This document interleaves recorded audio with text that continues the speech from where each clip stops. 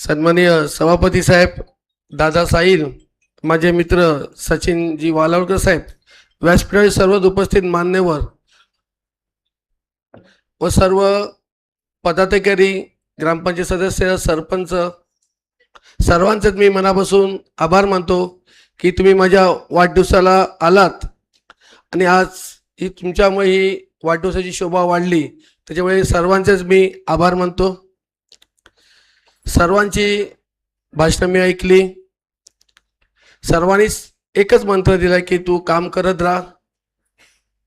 मनीषने सांगितलं, दळवी साहेब, मनीष दळवीने सांगितलं की आमचा जे आम्हाला राणे साहेब सांगतील ते आम्ही करू, असं मनीषने सांगितलं।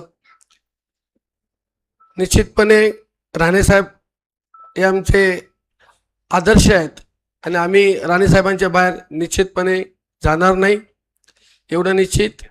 आणि वाढदिवसा दिवशी काय जास्त बोलत नाही, पण केसरकर साहेब जे बोललेत, संजू विकासाच्या मागे राहा, म्हणजे आपोआप लोक आपल्या मागे राहतात। कुठे बारशाला, कुठे लग्नाला जायची गरज लागत नाही।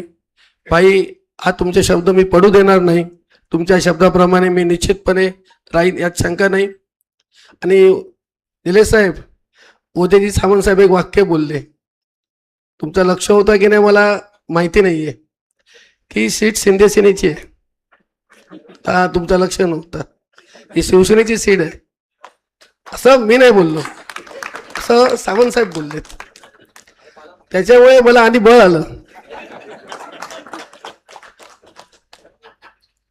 मनीष, हा, आणि निलेश साहेब बोललेत की मला माझ्या तिकटा मागे किंवा कुडाळ मालवणचा आमदार होणे मागे उदयजी सामंतांचा हात होता, आणि ते जे वाक्य बोलले ते मला थोडं हायसं वाटलं, अरे वा,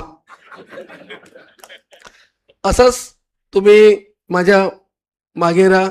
100% हे व्यासपीठ निश्चितपणे माझ्या मागे राहील, यात शंका नाही। आणि केसरकर साहेब म्हणा की उदय सामंत साहेब बोलले, माझ्या वाढदिनी चांगल्या चांगल्या गोष्टी कानावर आल्यात।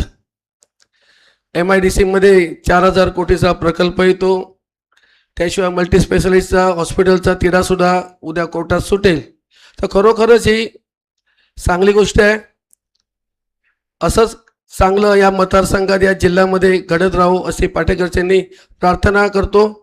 आणि जास्त वेळ न घेता ज्यांनी ज्यांनी मला आता शुभेच्छा दिल्यात त्या सर्वांचे मी आभार मानतो। व्यासपीठावरील सर्व, संजयजी पडते आहेत, आनंद शिरोळकर आहेत, आमचे सर्व तालुका अध्यक्ष आहेत, प्रितेश राव मागे बसलाय, सर्वांचे, सुधा कौटणकर आहेत, सर्वांचेच मी मनापासून आभार मानतो आणि इथंच थांबतो। जय हिंद, जय महाराष्ट्र।